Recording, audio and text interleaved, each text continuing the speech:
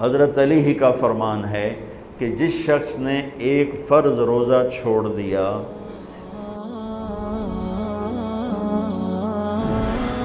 رمضان کیوں کہتے ہیں؟ رمضان کا مطلب ہے جل جانا، کس چیز کا جل جانا؟ صلاۃ الاوابین حین ترمز الفصال، نیک لوگ ایک نماز پڑھتے ہیں کب؟ جب اونٹ کے پاؤں جلنے لگیں، اونٹ کے پاؤں جب جلنے لگیں، اونٹ کے بچے کے پاؤں جب جلنے لگیں، تو رمضان میں جل جانا، اس کا روزے سے کیا تعلق ہے؟ اس کا روزے سے تعلق یہ ہے کہ 360 دن سال میں ہوتے ہیں چاند کے لحاظ سے، 330 دن کے گناہ اللہ رمضان کے روزوں میں ہر روز میرے آپ کے گناہ جلاتا ہے، جلاتا ہے، جلاتا ہے۔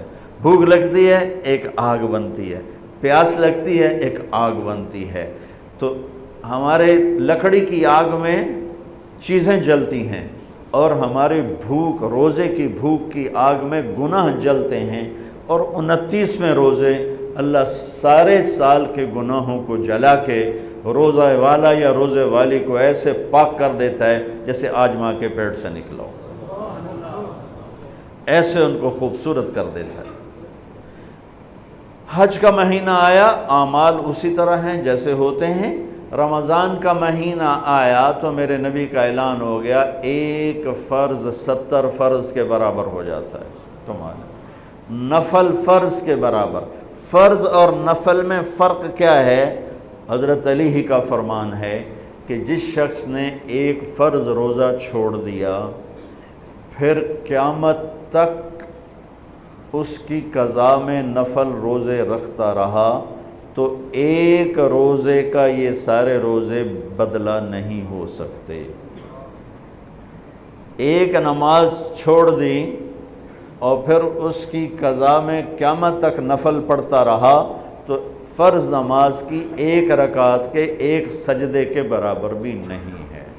فرض میں اتنی طاقت ہے، تو اللہ کی رحمت کیسے متوجہ ہوتی ہے کہ رمضان کے مہینے میں اللہ فرماتے ہیں میرے محبوب کی امت ہے، ایک فرض کو 70 کے برابر کر دو، اور پھر فرماتے ہیں نفل کو فرضوں کے برابر کر دو، اور پھر فرماتے ہیں جو رات کو تراویح پڑھے گا، دن میں روزہ رکھے گا، آخری رات اسے ایسے دھو کے پاک کر دوں گا کہ اس کے ذمے گناہ کا ایک ذرہ بھی باقی نہیں بچے گا، سب گناہ اللہ تعالیٰ اس کے معاف فرما دے گا۔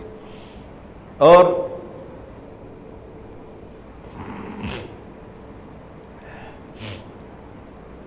میرے نبی نے فرمایا من صام رمضان ایمانا و احتسابا، دوسری بھی من قام رمضان ایمانا و احتسابا، جس نے روزہ رکھا اللہ کی رضا کے لیے، جس نے تراویح پڑھی اللہ کی رضا کے لیے، اس کے پچھلی زندگی کے سارے گناہ اللہ معاف فرما دیتا ہے۔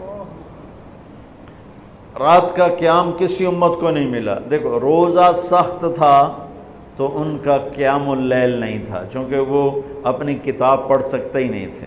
رمضان میں اللہ نے آسمانی کتابیں اتاری، یکم رمضان کو ابراہیم علیہ السلام پر، 2 رمضان کو تورات موسیٰ علیہ السلام پر، 8 یا 6 رمضان کو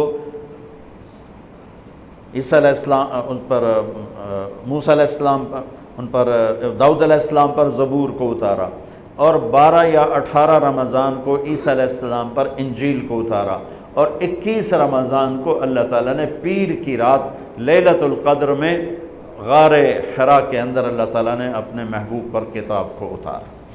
وہ کتابیں فل آ گئیں، لکھی لکھائیں۔ قرآن فل نہیں آیا، قرآن صرف ایک سورت کے 19 الفاظ آئے بس، اور پھر 23 برس میں قرآن اترا۔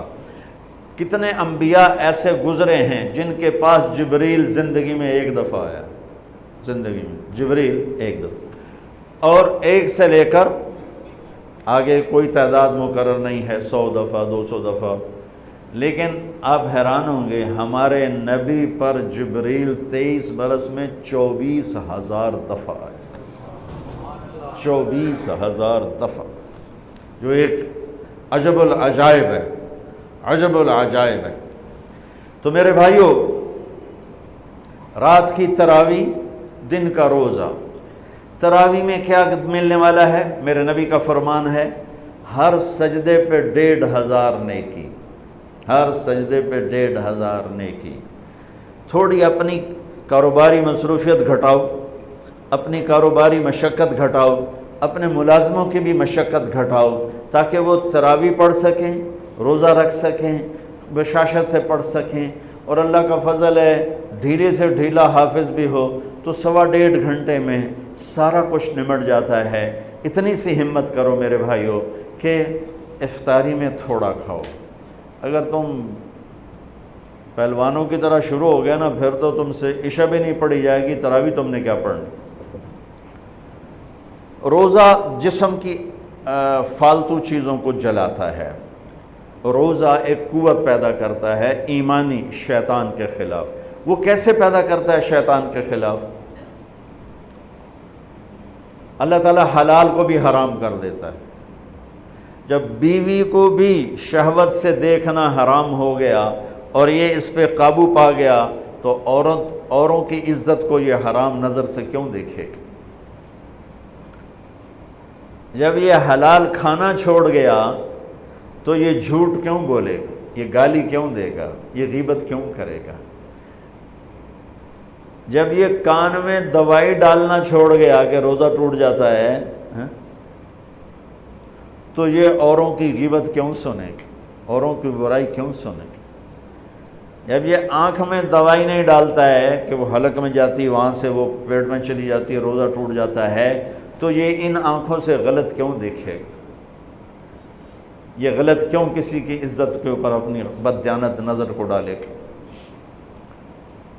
تو جب یہ اندھیرے میں بند کمرے میں ٹھنڈا پانی پڑا ہوا ہے اور ہاتھ نہیں لگاتا ہے اور اللہ کا دھیان اسے یاد ہوتا ہے کہ اللہ دیکھ رہا ہے، نہاتے ہوئے ہونٹ بند کر لیتا ہے کہ کوئی پانی کا قطرہ منہ میں نہ چلا جائے اور میرا روزہ نہ ٹوٹ جائے، خراب نہ ہو جائے، تو یہ جب اللہ کا اتنا دھیان اس کو نصیب ہو جاتا ہے کہ اللہ دیکھ رہا ہے، ورنہ کیا کسی کو کیا خبر کہ میں 2 گلاس پانی پیتا یا میں پیاس سے بول رہا ہوں۔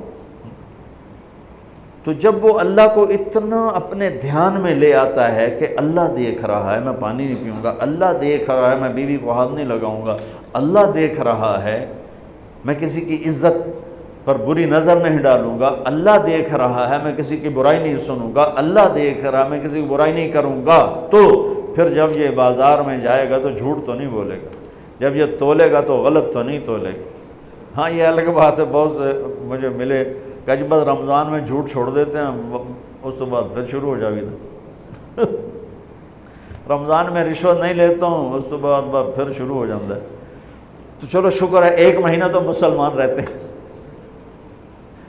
اچھا اس کی وجہ کیا ہے کہ رشوت خور کہتا ہے جی رمضان میں نہیں، جی نہیں، رمضان میں جھوٹ نہیں بولنا، رمضان میں صحیح تولنا ہے، رمضان میں غلط نہیں تولنا ہے۔ کیوں؟ شیطان قید ہو جاتا ہے۔ رمضان میں نمازی کیوں بڑھ جاتے ہیں؟ شیطان قید ہو جاتا ہے۔ کسی امت کو یہ نہیں ملا کہ رمضان میں شیطان قید کیے جائیں، اس امت کو ملا رمضان میں شیطان قید ہو جاتے ہیں۔ کسی امت کو یہ نہیں ملا کہ رمضان میں جہنم کے دروازے بند ہو جائیں، اس امت کو ملا ہے رمضان میں جہنم کے دروازے بند ہو جاتے ہیں، جنت کے دروازے کھل جاتے ہیں۔